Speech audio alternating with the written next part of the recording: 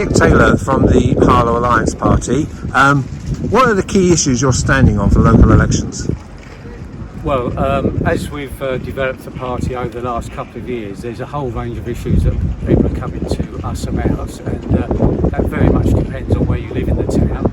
As an example, if you live in Potter Street, people are talking about why the Prentice Place flats are still empty after all these years. If you go around to places like Beercroft and Spruce Hill, are all these thousands of houses going to be built over the back of the field?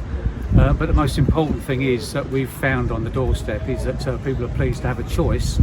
We're standing in two wards and in the county elections, and people are saying to us it would be nice that we've got a choice, and we'll have a look at your paperwork, as it were. And from there we've had lots of comments and inquiries on Facebook, and not on Facebook, on our website. So there's a whole range of issues really. So people said, you're not Labour, you're not Tory, why should I choose you? You said because we want to try and break the link between these two parties, and this is a good example of that link really. Labour have got these proposals for the future of the town centre, and really when you're looking in closely at it, the Tories are supporting those aims for the town centre, unlike for instance in Basildon, where the Tories are saying they're going to throw out the scheme for the town centre, the Labour scheme, but here the Tories are going to go along. So we wanted to be an interview here today to just really point out that this is the main issue that people have, is the future of the town centre. So Alan Leverett, are you concerned that we could be here in 10 years' time still looking at some rubble behind you in the market square? I am concerned because obviously there's grants to be had, and they've not made good bids for it, for money to do this sort of thing, and we feel that they should be telling people what's best to go in the town and finding out from the residents what they would want, not necessarily deciding themselves and then saying this is what we're going to do, because there's all kinds of things that people say we would like to have a market back, for instance, and it could be an indoor market. We want to regenerate this part of the town, we want to get footfall in this part of the town, and we want businesses to want to come to this town. They won't come to it with what we've got here at the moment. Harking back to something Nick Taylor said about Prentice Place, you've been digging away about Prentice Place in remote council meetings. Are you satisfied with the answers you get on something like that? Not at all. One is the cost of it, 2.6 million. It's ridiculous amount of money they've spent on refurbishment. You could have built new places for the price of that. And now they've spent all that money and they're not occupying. They give excuses. It's for fire stops. I asked this question way back in December, beginning of December, and they've still only offered the properties to 4 people, I believe. That was one of your other interviews they told, but I have no evidence of that fact. But they've offered it, but no one's actually occupied it. You think of the cost of keeping that building going with a caretaker in there looking after the building all that time. It's ridiculous, absolutely ridiculous. And people on the list waiting for properties to be able to have a roof over their head.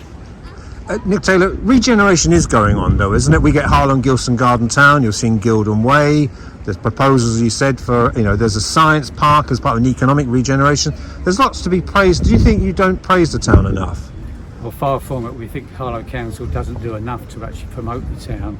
And that's again one of our themes, that really, if you look at the Harlow Council's website, for instance, to try and find out what's going on in the town, you'll find very, very little information, even if you can find any information. What you've just described at Harlow and Gilston Town will be lovely living in the fields at Gilston. They're going to have a nice rapid transport system into the town centre. They're going to have nice houses in a nice village setting. But that won't do anything for the people that already live in the town, who are faced with all the disruption that will bring for the roads, the people driving on the roads, and there'll be no real benefit. What we're going to end up here within the town centre is shops replaced, or shops with 1 storey above replaced with shops with up to 10 and 11 storeys above. There won't be any new facilities, such as we're proposing a new theatre on this site just behind me at Market House, where there could be a 1,000-seater theatre, an exhibition centre, etc. In 10 years' time we'll be standing here in a wind tunnel with no extra leisure or cultural facilities. And can I ask, there's just the 2 of you still. There was 4 in 2019, there's 2 of you now. Will you ever grow as a party? Because if you don't, can you see why people might just seem to be a 2-man pressure group? We have grown in terms of numbers in the party. Our membership has grown quite considerably, since 2018. It's just getting people to actually put their foot forward and actually stand. But we are not like some of the others. We won't put paper candidates up because that's not a good policy. Someone gets elected who's a paper candidate, they won't want to be actually be active as a councillor. That's wrong to kid the public that way. So we're only putting people up who are genuinely interested in doing it. We've had one or two other people, but due to personal circumstances, they've had to step back.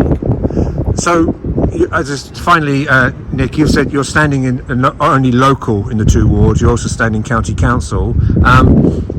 If you don't win, you continue to campaign, to letter write, to put pressure on the council? We will certainly intend to do that. If I can just pick up on the point that Alan raised, really.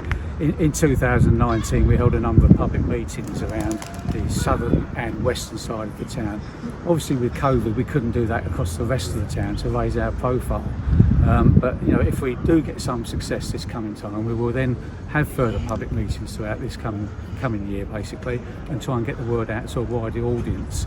As Alan said, there's no point in putting up paper candidates who then won't turn up to meetings, who've got nothing really to say.